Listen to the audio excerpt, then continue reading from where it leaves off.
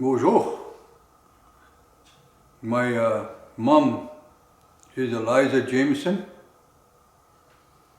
and my uncle Stanley Jamieson, and my auntie Mary Jamieson. Robert was my grandpa, who was here, and they were all here before the signing of Treaty Number 3. My dad is Robert Kelly, and I have my name under Albert Kelly. Albert Kelly was the one that, when he was young, he grew up in Eagle Lake area, and what ended up happening was that he ended up having a play fight with one of his friends, and when he managed to throw him over, I guess he threw him when they were playing, because they were best friends, and we say Nietzsche in our language for our best friends. But what ended up happening, I guess he must have landed awkwardly and he didn't move. So my great grandpa and them turned around and told him, said, "Kegi mana machan," before they called the RCMP, they told him, said, "Take off, because the RCMP is going to be called. We have to figure out what happened to your Nietzsche." So what ended up happening was he ended up going down to Wapsimum, White Dog. And then he had a family which was up in One Man Lake, they call it. So that's where my parents are. Albert is my grandpa, and Robert Kelly is my father. And for me, they named me Albert because of my grandpa. And then we took on my mom's last name, Jamieson. And it kind of, and that's as far as I remember. My Anishinaabe name is Makwa. And I haven't learned how to say Black Buffalo Man yet in my language, but that's my second name. And then my dotum is Neme, which is sturgeon. And I was born in 1963. And I grew up in the bush. We were nomadic. We ended up staying on at Sidney Lake. I remember that. Remember from, what is it, 67, 68, 69, 70. What is that? 4, 5, 6, 7 years, 6 to 7 years? No, there was a bunch of us. The whole community went. Must have been about, I don't know, maybe about 100 maybe? Yeah, there's quite a few of us. Well, I'll try to say them quick as I can. One was cattle prods. I remember a lot of people used to get cattle prods. Cattle, I don't know if people know what cattle prods are, but they use them for cows and farming. And then if they don't behave, they touch them and electrocute them. And then I remember when I was playing hockey one time, I was goofing up because I was really good at hockey, and I really did a number on the staff member that was there. So he turned around and grabbed me when we were done playing hockey. I was walking up, and then he turned around and knocked me to the ground, and I looked up, and then he started punching my face with a closed fist, and I could taste the blood. And then I just remember being hit with the ruler all the time. It was really hard. And I remember some of the students were like that too. You know, they learned off that behavior. Some of the older girls, they were like that. And then I remember they used to get us to stick our tongue on the metal because we didn't know what it was.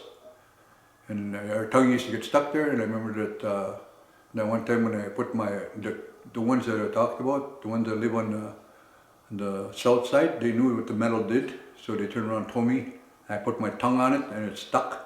And then if you didn't get in to the building by lunchtime when they rang that bell, by the time that bell was done, you had to be inside and then wash up. But I didn't want to get in trouble, so I turned around and I pulled myself free, and my tongue was still sticking on there. and I could see like this big flashes of it, and so I had my mouth closed, so I ran inside as quick as I could before that stopped ringing. And then when I got in there, we had to line up and we had to go wash up. And then the staff member yelled at me and they asked me what was wrong, how come I wasn't talking. So I turned around and went to talk, and all of a sudden all this blood just came out of my mouth. And then they used to, as you can tell, I'm a burn victim.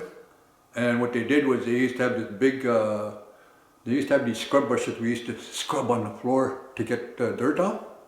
Well, the staff members took me inside and they made my hands bleed with those scrub brushes because they were trying to get this brown stuff off, this thing. And those things used to puncture my skin because they're not very tough. So my hands just turned all bloody. Those are some of the things that they did. Now I wanted to explain to you about how come I wanted that chair out of there, because what they did was they electrocuted me. And that has a story in itself, how come that happened. But what ended up happening was one night they came and unlocked me. They had a room they locked me in, and they had a lock on the side, up top, down below, and then they had a lock on the door, and then they opened up the door and they brought me in. They brought me out, and they walked me down the back, walked me to another school part where it was very isolated. They walked me downstairs, and then they walked me to a boiler room where they used to use there's sprinklers there, and what they used to do is they used to turn that on to the girls. The girls used to go in there and get that done to them. But that day when I went in there, they turned around and what they did was they sat me on a chair, tied me up, and then they continued to electrocute me. And I passed out about 4 times. And then after I was done passing out, there was something in me that, on the 4th attempt, this lady here, she was a tall, skinny one, she didn't want to electrocute me anymore. And that one kept telling her to do it, but she finally did it. But this time it was so agonizing, the pain. So I finally fell again. And then when I woke up, they turned around and told me they said I had peed and pooped myself from all that torture, right? So they turned around and told me to eat my own feces. So that's what I did. I crawled on my hands and knees, and I went over there and I picked up that poop, that shit, and ate it. I had to eat all of it. They made me eat it all. And then they turned around and told me, they said, don't you ever talk your language again. But you know what saved me? Was something in my head turned around. Because that whole time I was being electrocuted, and every time I passed out, I was saying, Kawin, Kawin, Kawin, which means no in our language. And then what ended up happening was something in my head turned around and said, say no. And then as soon as the last time when I went to pass out, I turned around and said, no, no, no. And then that's when they stopped. And then that's when they made me do those acts. And that's how come I stopped talking Anishinaabe. To this day I have PTSD because of what happened. And people don't understand what PTSD is.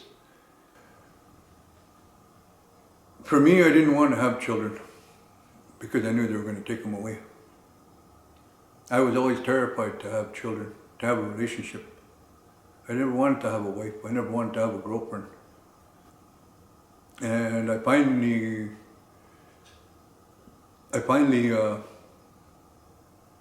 had a guide from an elder said that I used to live in Toronto area and that. So they turned around and told me, said, you have to go back home. There's a special woman up there that you're going to meet and back in Kenora area, and you're going to have a child. And he's going to be a very special child. And I have a special child now. He's a boy. His name is Kodiak. He's got a history behind him already. I tell Kodiak about everything that's happened to me. I talk about the sexual abuse. I talk about what women did to me. I'm talking about the men that did to me. I'm talking about the torture that happened to me. And so Kodiak is fully aware of everything. And it terrified me when I seen the yellow bus.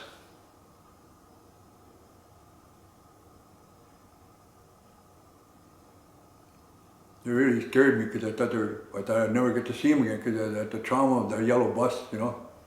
The first time I stood out here in the community watching him get on that yellow bus, but just all day I was terrified, you know, are they going to bring him home? Is he going to come home? Yeah. And those are the things that I still feel that a little bit. Are those things going to, you know, so it's nice. So and with Kodiak, he has an Anishinaabe name, he knows his clan, he knows his culture a lot stronger, he's learning his language, so all those things that are done those are good things for him. What he knows about residential school. He knows what's Canada, bilateral agreement. He knows not to be, he just knows a lot more than I do. He's safe. I'm starting to learn he's safe now. So, Mana. Yes, residential school has a lot of impact on my life because, like I talked about the sexual abuse, the torture. I had no understanding how come I was in and out of hospital all the time. My body would go septic. And I had no idea what, because all the programs that came out, I was able to go see a counselor. I thought it was normal for people to torture children like the way it was tortured. And it only was until I seen the counselor. When the counselor, I told him my story about what happened to me. He's the one that actually turned around and told me, he said, that's torture, Albert. And back in your age, there was no such thing as psychology to deal with, to do that. That was pure out torture. You're lucky they didn't kill you. And I never thought about that, you know, that I could have been killed that day. Until I heard that word no, you know, I didn't know that. So those things still affect me.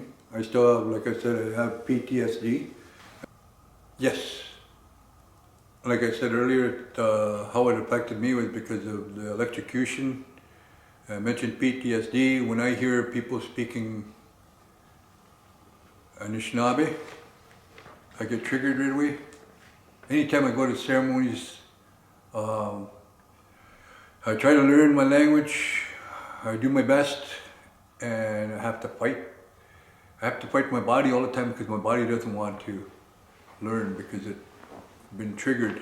So anytime I hear our language, it triggers me right away. So it really affects me big time on that. But I'm doing my best to fight it all the time. And it's affected me that way. Yeah. And just that they carry through. So that night, I was walking and I thought to myself, oh, you know what, I'm going to kill myself. So I happened by a train track and there was a train coming. So I put my head down next to it. Then they were grabbing my hair. Then I got closer and closer. Then I could hear the train. I popped my head in, pop it out. Then eventually what I did was I turned around and said, I closed my eyes and I turned around and said, okay. I heard the train, I heard the tuk tuk. Then I threw my body in there like this. And all of a sudden something grabbed me and threw me across the hole against the fence. And I was looking at it, I was so far away from the train, I was like so surprised that I didn't know, I thought I was, what happened to me. Then I thought to myself, okay, I'm not going to use drugs or alcohol anymore. Then I staggered home that night, and that's what, I just stopped using drugs and alcohol.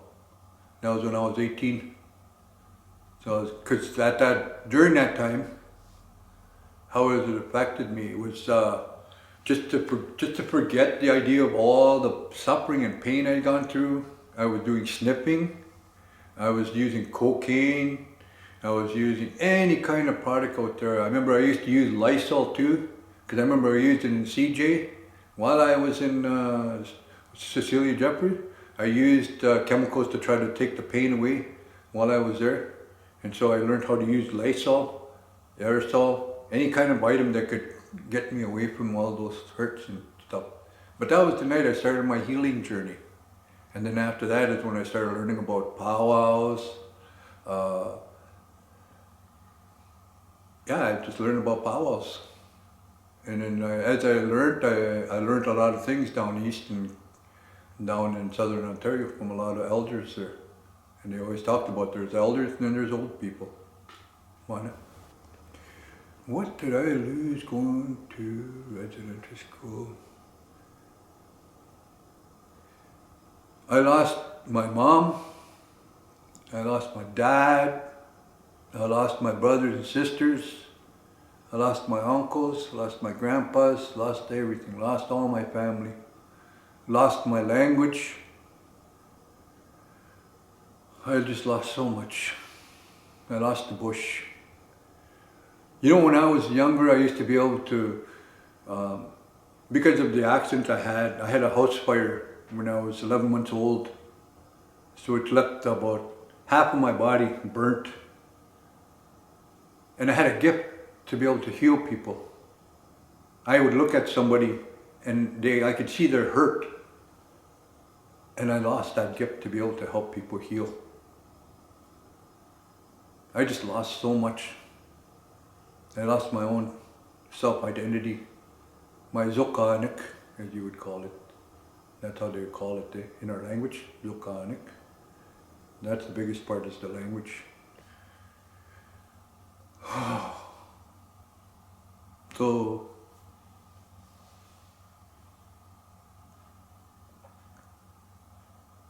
that no more little ones will get killed. I always think that day about when I got electrocuted, that if all those children that were being electrocuted in all those places, if they just knew how to say no in English, I think they would have lived. You know, if it wasn't somebody telling me to say no in English, I would have died that day. Because I would have kept saying Kawin, Kawin, Kawin. But if it hadn't been for that, I know they would have killed me that day. And I think a lot of those children died because nobody was there to say it in English, say no. You know, somebody did that to me, for me.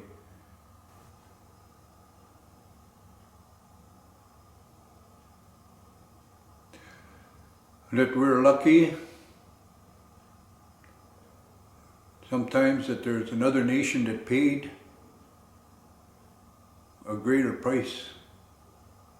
Because if it wasn't for that nation being just decimated by the war that happened in 1942, and if it wasn't for those good, kind-hearted people that turned around and coined the word genocide.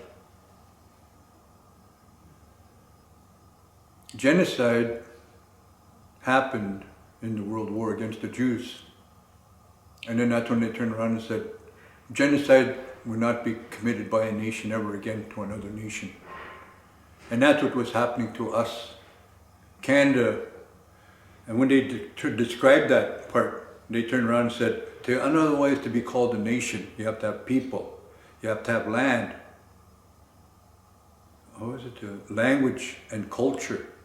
So those are the four main ingredients of who we are in Western society, philosophy, thinking. And a lot of those three things were taken. And they were trying to take the humanity away from us. So if we could just teach our children how to speak and how to engage those four elements, then now we would still continue to have our nation in our world. And that's the most important part, is teach your grandchildren your language. Yeah, I went and seen counselors, tried to help me, you know, just to help me with what's happening to my body. I didn't understand. Like I said earlier, it was a psychologist that told me that it was torture, it was abuse, it was genocide that happened to you. Albert. Those things should never have happened.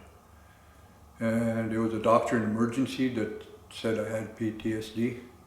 And now I'm starting to understand my emotions, and I'm understanding how come it's very vital for us to learn to express our emotions, find a safe way to do that.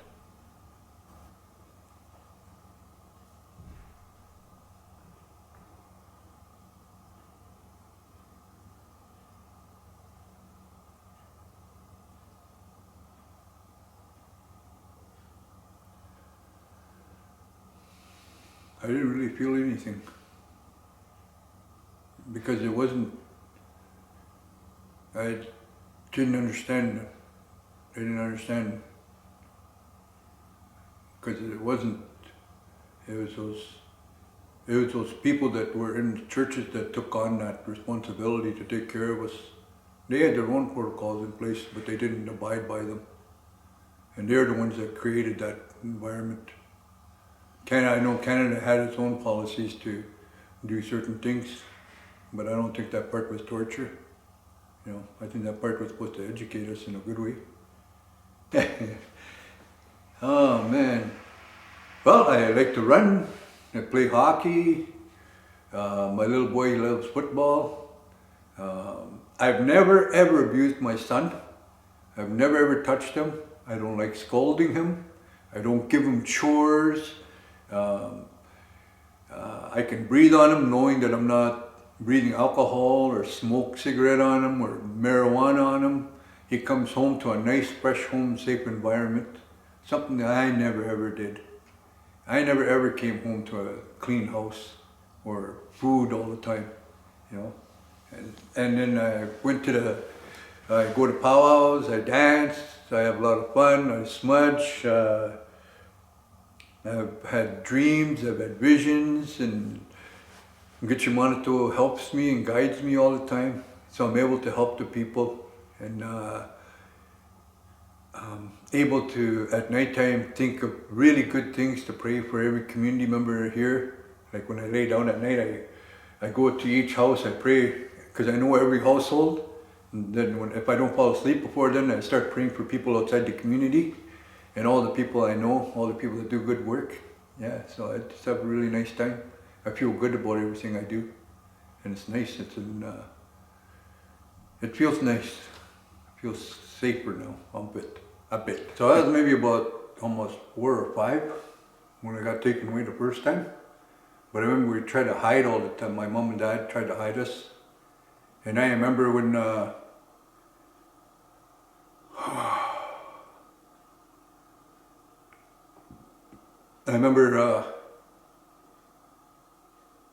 when we ran away, and they used to, well, a bunch of us ran away, and we ended up in Jackfish Bay, they call it. And then there must have been about 10 of us that ran away. And then we all got home. And then they came and got us. And then we were walking, because there were yard sale people, because I didn't know what they were, but they used to have funny pants. They came flared right out. And they had their red jackets on, their big hats on. And then they had those funnier dressed people, you know, the ones that were, I guess they were the social workers and stuff. I don't know who they were, but that's who came into the bush, because they didn't look like they belonged in the bush because they had funny shoes on, eh? But they walked us along that ridge, and after we turned around and said, in Anishinaabe, we told all of us, they said,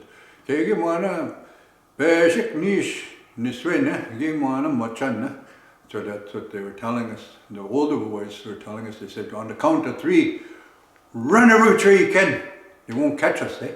So that's what we did. We were up on the rock ridge, because we know we can go down, scale down, and we knew the bush line everywhere, so they couldn't catch us. We all took off every which way, but you could hear the little ones, the ones that were smaller, they got caught right away. They took them right away. And then we hid in the bush for a while. Then we went back home. We thought it would be happy, eh? Our parents. But they turned around and told us, they said that they were coming back, and they said we had to go with them. And we cried, and I remember we didn't want to go. And they told us, they said, if you guys don't go, they're going to lock us up too.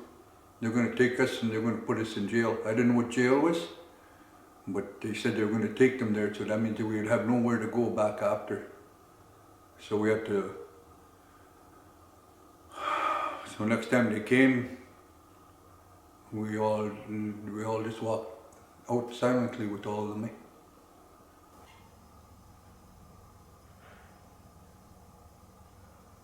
I'm already doing it, you know. Everybody knows I don't use drugs. Everybody knows I don't use alcohol. Everybody knows that I don't do a lot of things. I don't want to hurt people. I will always tell the truth. And there's no, that's how I won't go into politics. Because when you're in politics, you have to lie, you have to cheat, you have to do a lot of ugly things for a lot of people just to be in politics. And I will never do that. And I always do my best to empower people, and they'll take it seriously. And I've always been that way, and Niisaachewan is the one that guides me. It's not myself, I'm a conduit, you know. And that there is taught by my grandpa. Because there was a Marjorie and Joe Nabish, everybody would know. Marjorie one time turned around as I was walking out. She turned around and said, "Come here for a minute." So I went and sat with her. And she turned around and she goes, "I want to tell you a story about your grandpa." I said, "My grandpa?" She goes, "Yeah, you know, you Jamiesons are it." I said, "I don't understand what you meant by that." But she turned around and said, "Yeah, this is your community, Albert. But I want to tell you about your grandpa." She said, "When I was a little girl," said, "your grandpa came here to the community and he went to visiting community members. And when he came to my house, he was talking to my mom, because my dad was out in the bush working at a pulp camp. And in our house, we didn't have no food. We had no firewood, and we were just cold. It was really, really nasty here. And so he talked to my mom for a while, and he was very kind and gentle to me. And then when I went to bed, I could hear him leave. Next morning when we got up, I don't know how he did it, but there was lots of groceries at our doorway.